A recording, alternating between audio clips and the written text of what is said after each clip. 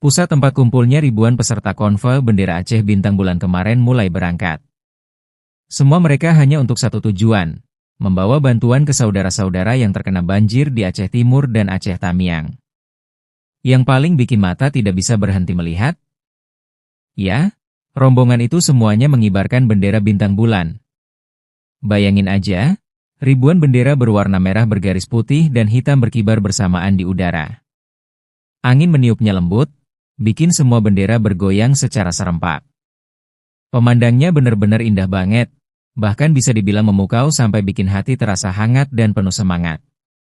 Ini bukan cuma sekadar konvoy biasa, tapi juga bukti kebersamaan dan kebanggaan masyarakat Aceh. Saat mereka berjalan rame-rame, dengan bendera yang terbang tinggi, banyak orang yang berhenti melihat dan bahkan bergabung menyemangati. Rasanya kayak ada energi positif yang menyebar ke semua arah, bikin semuanya percaya bahwa bersama-sama kita bisa melewati kesulitan ini.